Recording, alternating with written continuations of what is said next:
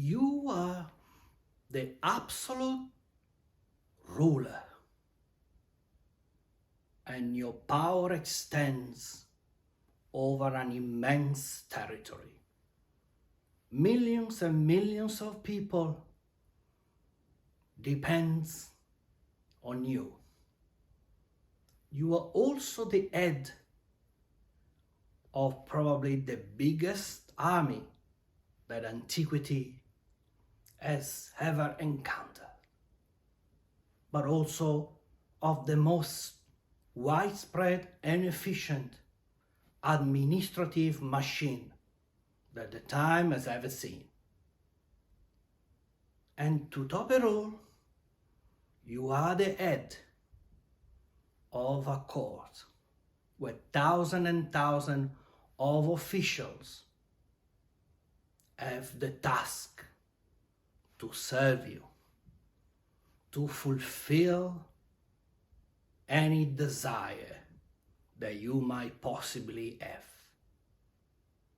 They are there to establish your legacy and to make sure that it's passed down generation after generation. But they also have the extraordinary role of making sure you successfully navigate the underworld during the afterlife, and that at the end of the cycle you are reborn intact with all your attributes and with your power fully restored as you left it. And that is why, as you lie dead on a marble slab, they are plugging your ears, they are plugging your nostrils, they are covering both your eyes with carvings of exquisite design. And one of these carvings covers your mouth as well. And part of this established, sophisticated, and ancient burial rite, they stick a big dildo up your ass. Eh? Yes, welcome to Imperial China. And a 5,000 years obsession with jade. Yes, because jade is the material that is used during the burial, where all the orifice of the body needs to be sealed to prevent the dispersion of the qi, the vital energy that reside within the body. Yes, of course it's me, it's Davide, the Impertinent Collector. And let me tell you, I've been frustrated with Jade since 1979, when my parents, coming back from what was one of the earliest trips that Westerners could take as tourists in China, instead of bringing me back from one of the airports, a little radio, a little watch, a little robot. I didn't care if it was made in Japan, in China, or anywhere. Get me something. They brought me back, instigated by my mother, 3 or 4 figurines made of jade of some anthropomorphic animals. The disappointment. And yet, I was smart enough as a kid to realize that there was something special there. My mom had bought it in an antique market in Beijing. antique market. At the time, they were so poor, they were selling everything. And my mom dropped off all the clothes, all the bags that she had in order to be able to fill a suitcase, and the one of my dad and the one of some of the people were traveling with them with all sorts of trinket. Some of them survived. Extraordinary stuff. And I remember my mom saying, my God, I wish I had a truck to load stuff and stuff and stuff. But here I was, stuck with my 4 or 5 figurines of Jade that I still have somewhere. But I'm moving houses and I put them in a box. I wanted to show it to you. I can't. But this is Jade. And before I start, let me tell you something. As a collector, certainly in my case, I face 2 major restrictions. The first restriction, obviously, is money. I don't have enough money to buy the stuff I really like. I check the auction site, see what's going on, what is for sale, what is the final bidding price. I go to museum, I ask myself, what would I take down and put it on my wall? But money is a major constraint. And yet money is not the major constraints, because there is a bigger constraint than money. It says a lot about life, and that constraint is knowledge. And that because the more expensive one item you would like to purchase is, the more the knowledge is necessary to understand if it's really worth it, that money. And I don't think it's a modern paradox that there's always been more money than knowledge. Has always been like that. And so, very simply, I myself confess amateur. With a twist. Yeah, because you see, in the English language, being an amateur means that you're not very professional. It's a sort of a hobby, and nobody would pay, for something that you do. You just do it because you just like doing it. But in Italian, in French, in Spanish, to be an amateur means to love something. Who cares about the money component? Love something to the point of dedicate your entire focus. That's what being an amateur is all about. It's about being an amatore, that in English translate as a lover.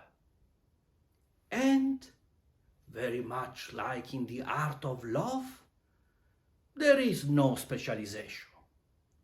So, if you are picking a lover, you can't really tell how proficient he or she is gonna be. You can only assess how genuine that desire is. And that sounds pretty good to me. And now that I confess to be an amateur, I can also confess of what, for any serious researcher, is a major crime. I simplify everything. And in the case of China, and in the case of Jade, I have to simplify, because we are talking about 5,000 years of history. And we are talking about a love affair between the Chinese and Jade that is still going strong to these days. So, what you need to know, and there is always lesson to be learned, even in some of these historical facts, is out of the 20 dynasties that were there, and then among them sometime you had 3 kingdoms, 5 kingdoms, 7 kingdoms, 11 kingdoms, forget all about that. This is how I simplify the history of China. So what we have? We have Emperor Yu in 2200 BC, who established the Xia dynasty, the first proper imperial Chinese dynasty. That lasted 1500 years. Then, skip, you get to the Han dynasty, around 200 BC, 300-400 years. Skip, you have the Tang dynasty. And skip, you have the Song dynasty. In these 4 dynasties, the Xia, the Han, the Tang, and the Song, you had not only a massive growth in terms of technology in China, but you have an extraordinary edge in terms of sophistication. And China is one of the most sophisticated culture down to the small little items. And you know, let's be frank, if you think that the French have to marry into Caterina de' Medici in the 15th century for her to get to the court of France and to be horrified to discover that she, who was the niece of a pope, on the French court, they were not using a fork and were not using a knife. They were just either getting the food with their hands or, or chuck it with a big knife.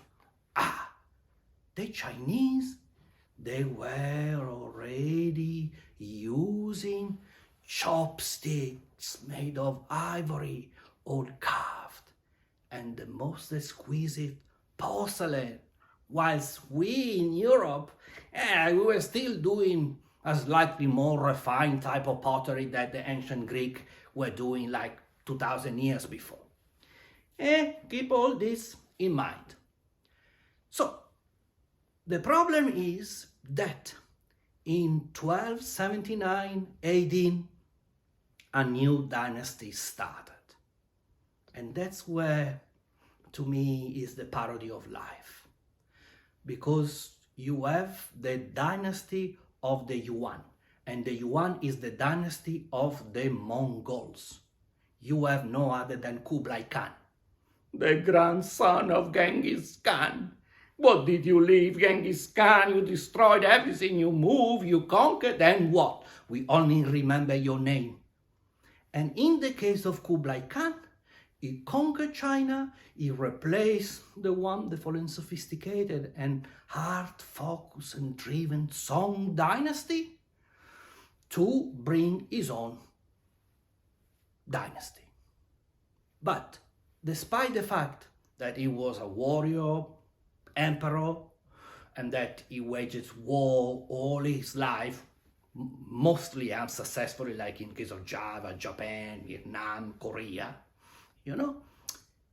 and despite the fact that he considered the Chinese, and I have to suppose the Han-Chinese in particular, inferior to the Mongols, he was totally captured by the Chinese culture that has been built in the 3,000 years plus prior to him becoming an emperor. In fact, he became like a Khan. Already this name is absurd. And so it happened that after nearly 88 years of reign of the Mongols were no more.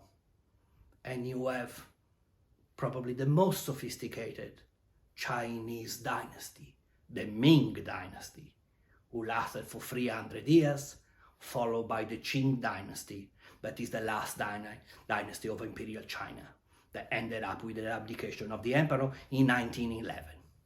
Okay, this is the whole story. Yes, when you go down to Jade, Jade has been part of this story from the very beginning. They were making axes, they were making artifacts, they were making one of the first and most iconic jade item that you might see, the bee. And the bee, for the non-Chinese, is the circle of jade with a hole inside. They were making a Cong, that is this sort of small rectangular shape pipe that is round inside, like a proper pipe, but is square on the outside. Because in China, you have this cosmology where China was a square and the heaven was a sphere. And anything below the heaven belonged to the emperor. Now, back to my collection. Let's stay focused here. What happened is this. When I talk to you that there are two constraints, money and knowledge, there is also a third constraint that hit other people like me, small collectors with not much money and amateur in their interest, or the super collectors. And that is space and transportation. What it means is that in my case, when I travel and I look at markets and shops and bazaar, wherever I go, I always create this mental barrier where I can only get something that I can move myself. Unless I'm buying something in Australia, unlikely, or something that I buy in Europe, then I can easily organize some sort of a transportation here back to Sydney, Australia. So I'm always looking for the small items. And so 20 years ago, I found myself in Taipei. As I wandered around, I went inside this antique shop, a large antique shop. He had all sorts of things. And my attention, in memory of this little jade figurine that I received from my mom, from my parents, was caught by a very unusual jade. And fortune wanted that in my trip to Taiwan, and I went there a few more times, I love the Taiwanese people, the Taiwanese culture, it's just wonderful.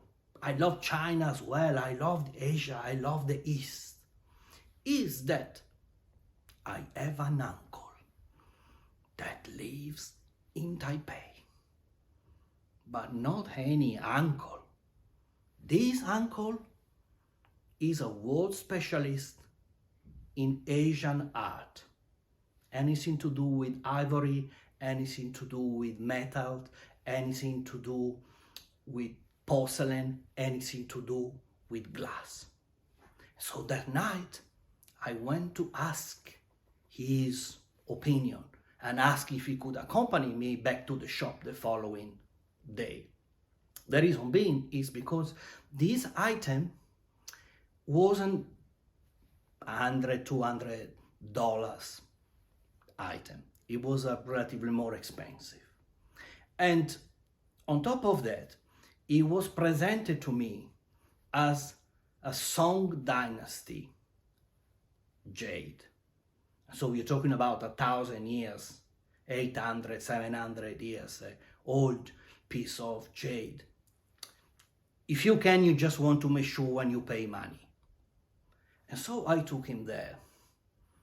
He looked at it, and then he said to me, let's have a look around the shop here, see what else they have, and you look around. So I went and I looked around. And then afterwards he said, well, come, I want to take you somewhere.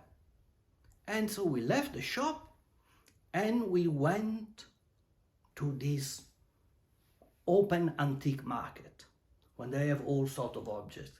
And there was a lot of jade. So he said, like, take your time, go around, and then we'll meet again and tell me what you see. So when we met again, he says, like, what did you see? I saw like, uncle, I saw a little bit of this, a little bit of that. Anything you like?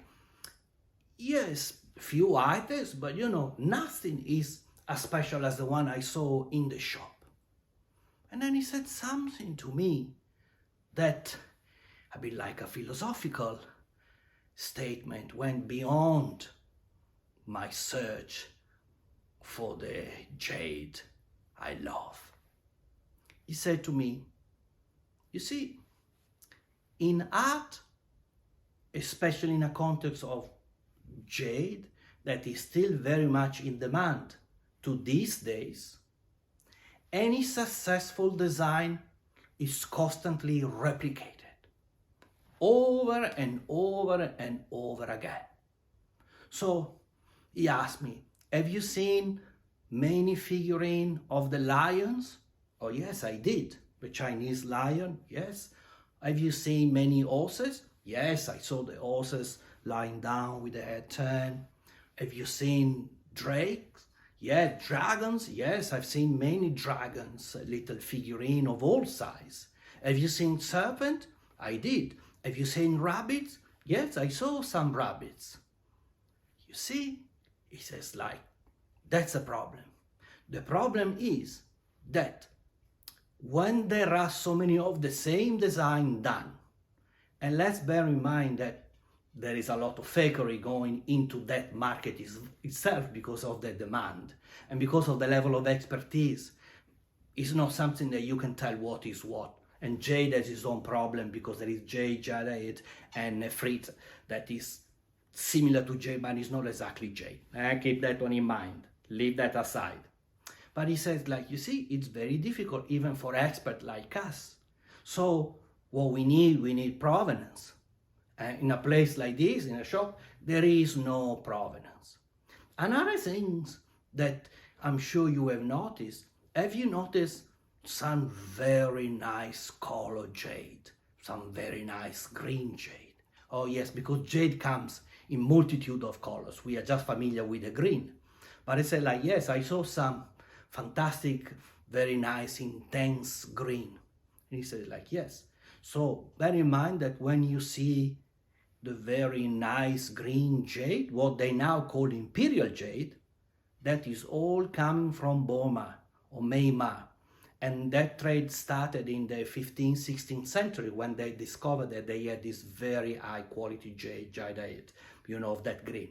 So that's what it became for the Ming dynasty and for the Qing dynasty. All that jade had to go to the imperial household to be worked for the emperor and for the imperial family and for the imperial court.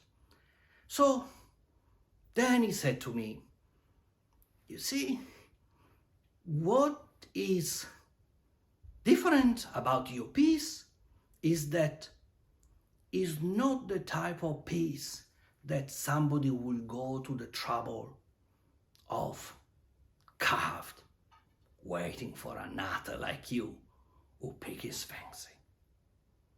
And the color is also not the right color. And that is the other beauty when you are looking at antique object and ancient object. Imperfection sometimes means value. And in this case, the less perfect jade can be way more valuable than the more perfect jade just because it's earlier. And so it belongs to earlier dynasties. And so that is what is unique about your piece. And so I said, like, we have to go back. I need to get it now. So I went back. I didn't know he had already negotiated with the dealer to keep it for half a day for me. And so when I rushed back, I looked for it. I couldn't see it on this little table, but he opened a drawer and he got the jade for me. And as you can see, this type of jade, this type of design is not something you see commonly in jade. Is the design with this body like this, all carved, is the color is not the deep green that you would expect from Burmese jade. So you have to consider that is potentially earlier. And on top of that, the size. The size is quite unusual for Jade, because all the other figurines, including the one that my mom brought me back from China, they're quite small, because you have to be able to wear them, you know, either on your neck or as a bracelet or part of a bracelet. This one here has something else.